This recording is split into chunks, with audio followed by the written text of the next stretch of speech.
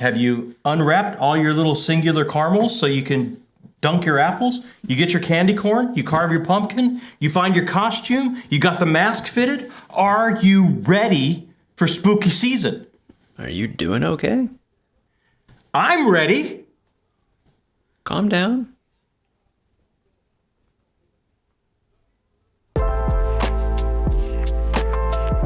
Welcome back to Talking Story. I hope everyone's ready for spooky season.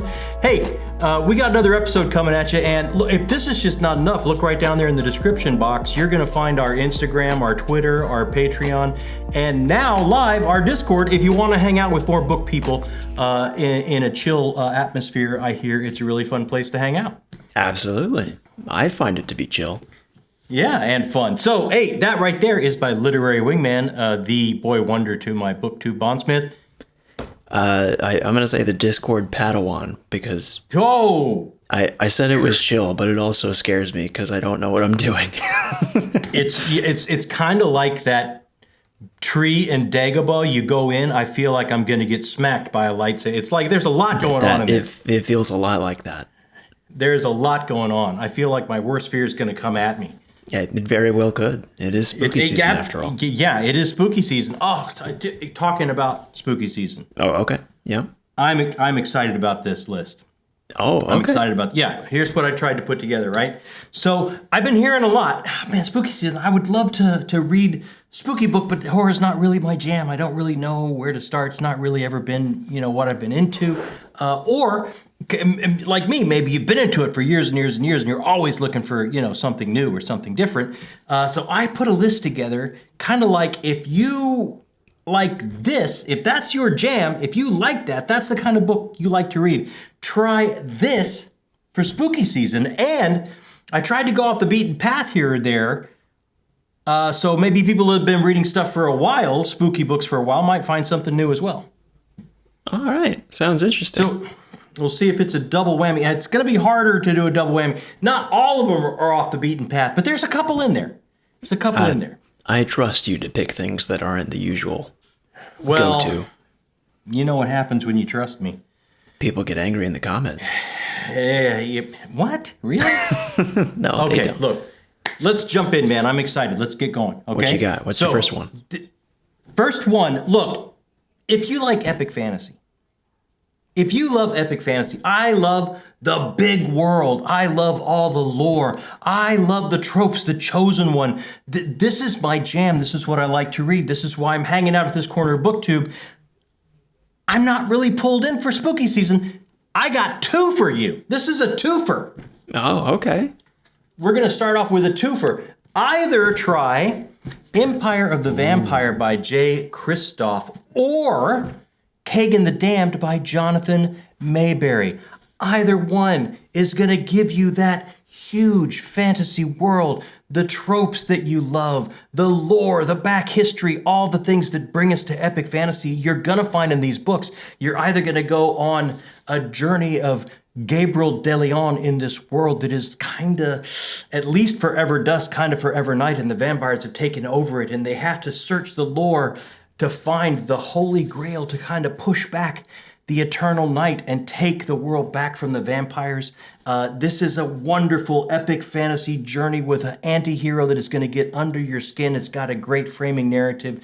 It is some of the most inventive profanity you have ever laid your eyes on. It's such a fun read. Absolutely dark, epic, adult fantasy with a nice spooky twist for the season.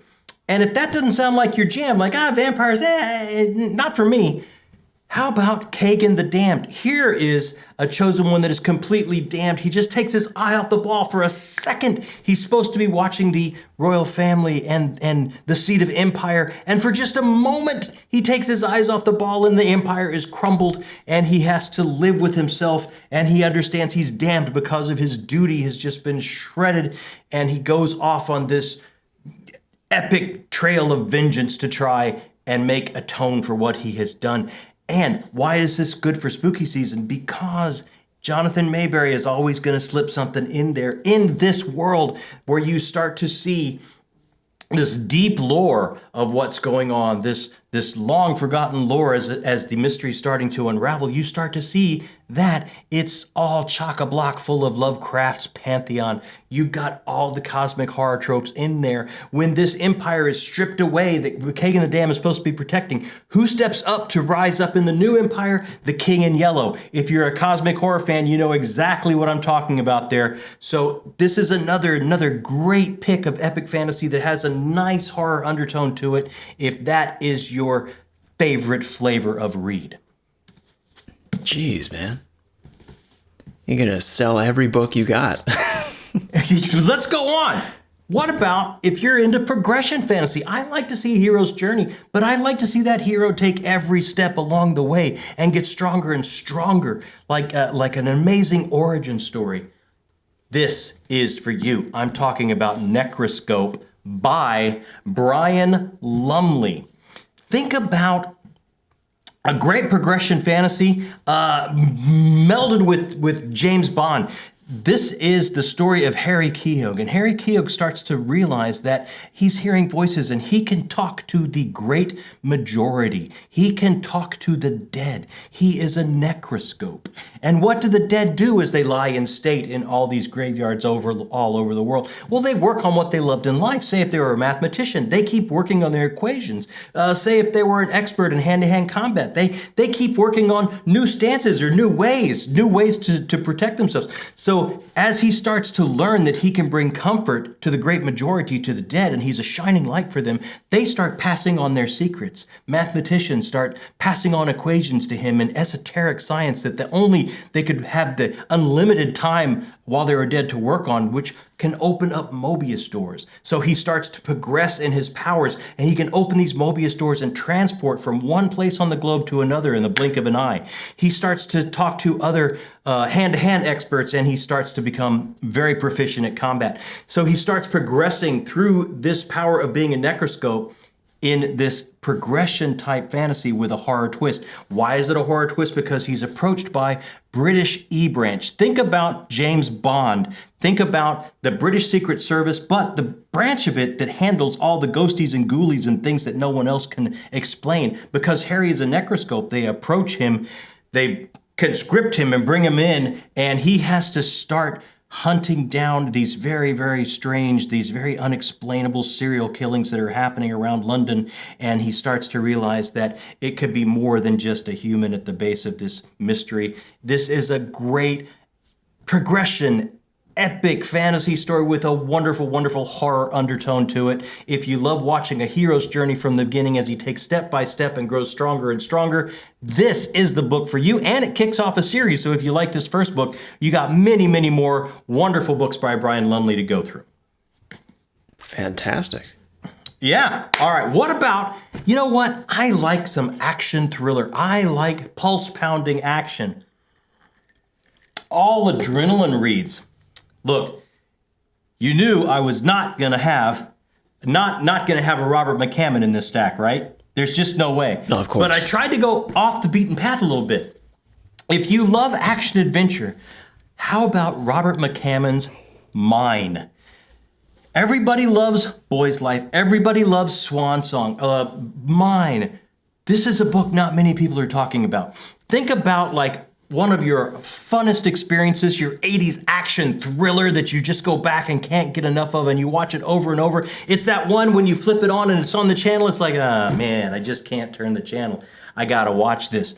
This is that kind of story. Think about Mary Terror. This is the best female villain since Stephen King wrote Misery, right? Mary Terror is going to be chased down by a couple members of the FBI that have been after her since she was in a fringe Black Panther group all the way back to the 60s, right?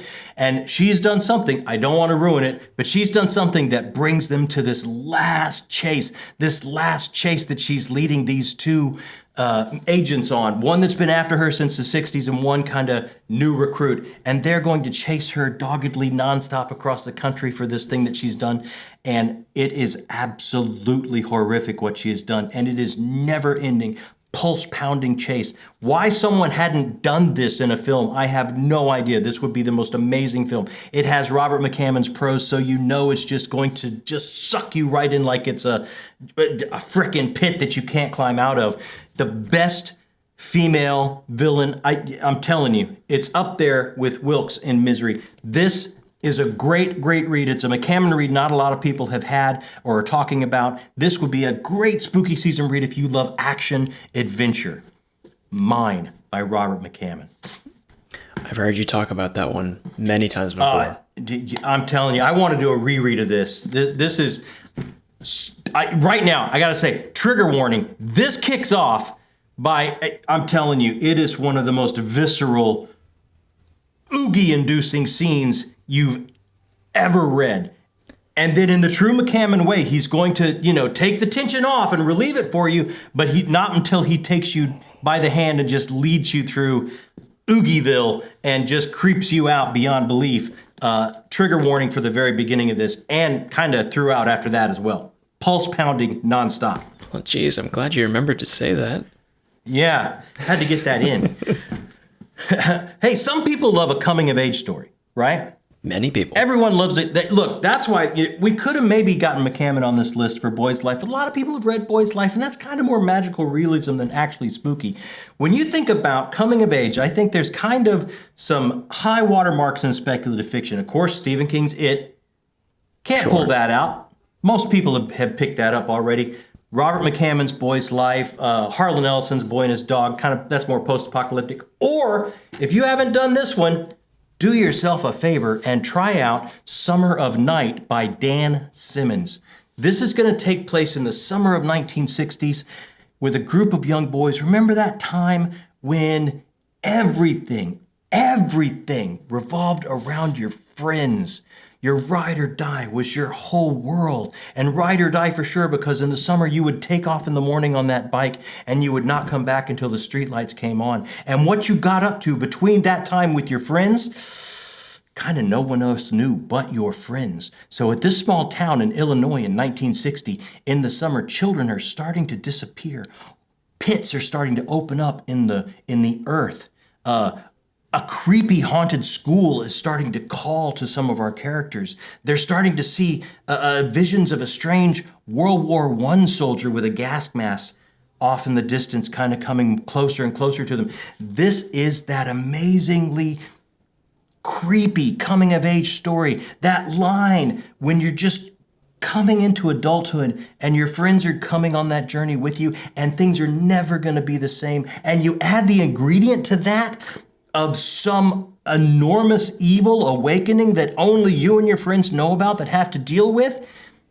I know you've read this story before if you've read Stephen King's It. This kind of takes those tropes and comes at it with the beautiful Dan Simmons prose. If you like Dan Simmons and you think Hyperion is on your favorites list of sci-fi, this is a very, very accomplished horror writer. Give him a try in that genre as well and pick up Summer of Night by Dan Simmons. Interesting. I've heard you talk about Dan Simmons many times before as well. Hyperion is one of my top all-time sci-fi books, but also a great horror writer. Summer of Night, Carrie and Comfort. I could go on and on. He's got a lot of them. Hey, just a quick break from the show to say a very special thank you to all of our correspondents, our directors, and our producers here that help us build the channel. Together, they do so many things. They help us make decisions. They help us keep the lights on and keep rolling, all the way up to taking over our channel once a month and getting their content on our channel. If you're interested and you have any questions about it, right down there in the description box under the Patreon link, you can find out all about it. And just a very special thank you to all of these people. Now, back to the show. What about if you love, I just love a good YA read. Sure. I can't explain it. It just speaks to me. They're just a Snicker bar read. I get to turn my brain off for a little bit maybe, or it just takes me back to when my life was filled with drama and I was just unearthing emotions that I just love the YA read. I've got one for you. Right after this sip. Right after this sip. Hey, what about I Am Not a Serial Killer by Dan Wells? This has that YA trope. Think about This is kind of like the blending of one of those very special after-school specials. Very, very special after-school special that you had to run home and catch to see what it was about. Maybe you're going to miss the rerun of Star Trek that day and you're going to run home and catch the after-school special. If you take that after-school special and you mash it with Dexter, that series about a serial killer that would only kill kind of who deserved to. This kind of takes both of those worlds. This is the story of John Wayne Cleaver, and his mom owns a mortuary, and he kind of works in there with her, kind of getting the bodies ready. And this is all great for him because he loves serial killers. He is actually been diagnosed as a sociopath by a psychiatrist, and he understands because of his love of serial killers, he's in danger of sliding down that slippery slope of possibly becoming one. So he sets up rules for himself. Don't become infatuated with anyone. Maybe if you start to become infatuated with them, don't talk to them for a certain number of days so that infatuation can die down. Don't look at someone too long. Don't watch someone too long. All these rules he has to follow so he doesn't fall down that slippery slope. But those rules start to go out the window when a serial killer comes to his town. And as the bodies are coming into the mortuary and he's starting to realize and put the clues together that these are not just average serial killers, as he's starting to put all these clues together, these rules have to go out the window so he can protect the town because he's the only one that he thinks can put two and two together and search out exactly what's going on. And right around that time is the great supernatural thread that just starts to creep into this book that you maybe not have seen coming, but it absolutely comes in by the end and makes this the perfect type of read for spooky season. What a great character. You're going to be rooting for this character, even though there's a lot of times when you're reading it, you're like, I don't know if I should root for John Wayne Cleaver, and yet for some reason I absolutely am. I want this kid to be okay. I don't think he's gonna, but I want him to be okay. You read this one, right? Yeah, I don't know that he's ever okay. This goes on into a series as well, and all I can tell you is the series goes on, he gets less and less okay. But what a great, if you love that YA vibe, I think this is a great pick for spooky season if you haven't tried it yet. I Am Not a Serial Killer by Dan Wells. The not is very important. Not is very important. Everyone, just a quick message. Jacob and I, everyone here at Talking Story, our heart goes out to everyone affected by the horrible storm Helene that just blew through our home state here in North Carolina, as well as so many other states. And thanks so much to our good friend of the channel, Dennis Myers, who let us know about our friend at Falstaff Books, who have put together a charity book release. This is called Appalachian Strong. And hey, we love books here. Check out this collection. If you pick it up, some of the money, some of the proceeds are going to go straight to the people that need it from suffering the horrible effects of this storm. Appalachian Strong. It looks to be like a wonderful collection. Thank you, Dennis. Thank you, everyone at Falstaff Books. Check it out. Oh, this is a classic. This is a classic. Many people probably have picked this one up already, but I had to do it. Maybe you're a big fan of post-apocalyptic read. I could have grabbed McCammon here as well for Swan Song. I could have grabbed Stephen King here for The Stand. I'm going to go back to an absolute classic. I'm going to go back to I Am Legend by Richard Matheson. Richard Matheson, who wrote some of the best episodes of The Twilight Zone way back in the day, the ones that just stick there and you can't get rid of, came from this man's mind.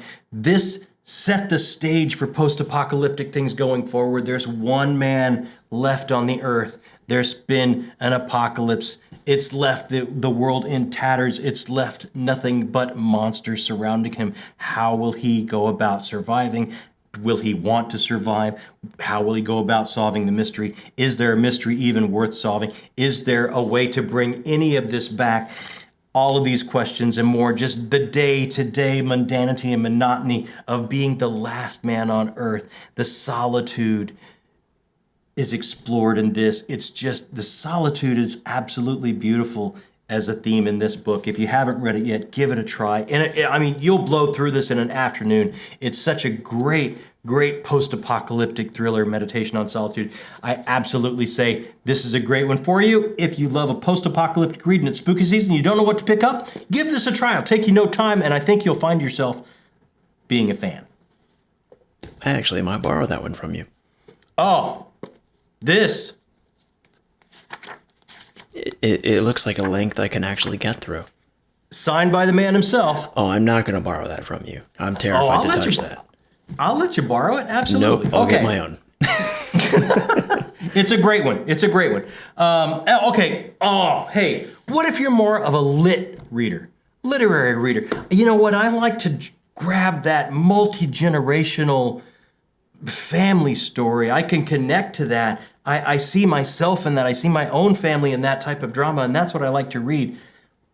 I've got a perfect read for you for spooky season. The Changeling by Victor LaValle. This is going to give you that multi-generational family drama. It's like you're sitting in an amazing production of Eugene O'Neill or Arthur Miller as you're seeing this family drama play out over generations. And when the tragedy strikes at this newlywed couple and they suffer what you just think is just unbearable. You watch this new husband and this father spiral after this tragedy strikes, and he has to, I don't think I'm spoiling it, I think it's probably right on the dust jacket. His young son is taken, and he has to go out and look for it, and he has to go out into New York City, and as he starts to uncover what's really happening in New York and what's really has happened in New York, you start to find that this is such another amazing example of using place as character. New York City becomes this dark fantasy world where these fairy tales start to come to life, these fairy tales that we've all grown up with. You start to see glimmers of them as Apollo goes out into New York and tries to uncover what happened to his son, uncover what trauma his wife went through that had led to this. It's absolutely gut-wrenching family drama. At the same time, it's just becomes this dark fairy tale that you get sucked into, and there's this amazing dividing line between the real New York City and this dark fairy tale world that you just slip in and out of as Victor LaValle walks this tightrope between the both, and it's just such a magical read. This is one you've read as well, right? It is, yeah. I loved it. Yeah, big fan, right? This, if you haven't given this a try, The Changeling by Victor LaValle, a great choice for spooky season if you like more of a literary feel and more of a multi-generational family story. How about historical fiction? Oh, I'm sure you have many recommendations for this. People love historical fiction because, look, I love to see where we've come from. I love to see the dangers of where we may be going if history repeats itself. I can see ourselves in it. I don't like horror. It's make-believe. I like historical drama. I got the perfect thing for you. The Thousand Autumns of Jakob de Zoet by David Mitchell. That is not what I expected. Yes, but it is the perfect choice. You're going to start this read, and you're just going to start to see, oh, wow, this is a time and place in Asia with this Danish person and a story about forensic accounting and trying to find out where the money's going in this trade town, in this company town, as this new accountant comes to it to solve this mystery. And then a star-crossed love starts to happen, and it's just, it's a beautiful love and a wonderful character examination, and you're really getting into the historical drama of what was happening at that time as far as trading goes from the east to the west. And then all of a sudden, everything takes an amazingly dark turn, and you are thrust into this eon-spanning battle between good and evil for the very souls and future of us as a people that starts to form this overarching story of all the things that David Mitchell will be. Characters in this you'll see again in the future in books, but it all kind of starts here in this on this little island with what's going on as the mystery becomes more and more pulled into the light by Jakob de Zoet, the forensic accountant that is there, that becomes a star-crossed lover, and he has to solve this mystery to save the one that he has fallen in love with. So it starts out as an amazing historical drama, and it takes this dark turn that you don't see coming. But once it hits, there's no way to pull up, man. You are all in. You are not going to pull up out of this dive. You got to go all the way down to get the ending that is so satisfying, and it actually kicks off, like I said, threads that go through so many of David Mitchell's other books. I've heard you talk about that book a lot. I'll be honest, that is not what I thought that book was about. Oh, people don't know, man. People don't know. It's a great choice for spooky season. What about, hey, you know what? I'm a character reader. I just love character study. I like characters. For spooky season, I gotta pull Stephen King, the king of horror. No one does characters like Stephen King. And when I think about a character examination, I'm going to recommend Revival. This is a book that isn't on a lot of people's all-time favorite Stephen King list. It's on mine. This is Stephen King writing a love letter to cosmic horror. It kind of all kicks off with a very young boy out in front of his house. He's got his dirt mounded up just the way he likes it, and he's got his soldiers arranged just the way he likes them, and he's getting everything set up the way he likes to play. And this young man walks up, and the young man is the new pastor of the church, and he's going around meeting all the people of his flock before he takes the pulpit, and he introduces his lovely young wife who's going to run the choir for him. And all of this is just a beautiful, just a lovely little tale about small town America, and then tragedy strikes. And the parallel stories between this young man, that this young boy playing in the dirt, and this young man, this young pastor at his first posting, their parallel lives are going to start to cross over one another. As this young boy grows up, he's going to run into this person over and over again. And this young pastor, as he entirely loses his faith once he is shocked by this tragedy that is thrust upon his life, how could his God do this to him? How could the universe have dealt him this hand to deal with? Where will he get answers if he no longer believes in God? And as he starts to peel back the curtain and look for these answers about how the universe really works, how he could be thrust into this type of tragedy, these are answers and these are questions that maybe are best left unasked. This starts to delve into cosmic horror, and we start to see we're just very, very small little entities on this one little ball in this huge cosmos. And as he starts to peel back the curtain to try and find out what really happens, he gets more and more and more of a dose than he probably should. It's such a great character study of somebody spiraling downwards from losing their faith, and a young man, as he ascends to manhood, gets his first love, and he keeps dovetailing his life with the pastor's life, and until the tragic ending, that he just sticks the landing for cosmic horror so well on this. I think if you love a character study, you can't go wrong with Stephen King. He absolutely understands what makes us tick. He understands how to write it to make it believable. And he's that Frank Capra, but seen through a funhouse mirror. He's just going to have all of the experience that we know, that we've lived through, and he's going to feed it back to us in just this fantastical way that you never saw coming. This is a great, great read. Not on many people's Stephen King's best list. I think it should be. Give it a try if character study is your favorite flavor.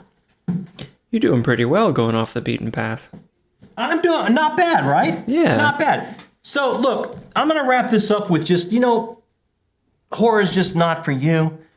It's spooky season, but you know what? I'm going to stick to what I love. Sometimes you just dip your toe in. Just dip your toe in a little bit and try just a short story. So I'm just going to throw a collection at you. You can't go wrong by just trying a collection of short stories. You read one short story and you will see if it's for you or not. This collection, The Books of Blood by Clive Barker, when this came out, it caused Stephen King to say, I've seen the future of horror, and the future of horror is Clive Barker. This is such an amazing collection. So many short stories in this have just become just classics. The Midnight Meat Train, Pig Blood Blues, Rawhead Rex, Son of Celluloid. Just grab this collection, and it's been reprinted many times. Just grab any story that strikes your fancy and give it a read. And I think you're going to see an amazing examination of somebody that saw themselves as an outsider in society portray what being an outsider was like in his literature. What makes us tick all the way down to those deep, dark places that we don't want people to know about inside that makes us tick. That is fodder. That is fuel for Clive Barker to pull out into the light and examine. And he does it so well in these stories. The prose is beautiful, oftentimes lyrical, and you have to go back and read that line again because it's explaining or describing something truly horrendous. But at the same time, there's some beauty in those words because he's at full control, even at this early stage of his career of the language that he's using. This is such a great collection. You can't go wrong. Spooky season, give yourself one short story. Grab the Books of Blood, pick any short story out of there, give yourself one shot at something spooky this season. There you go. They're also very bloody. Yes.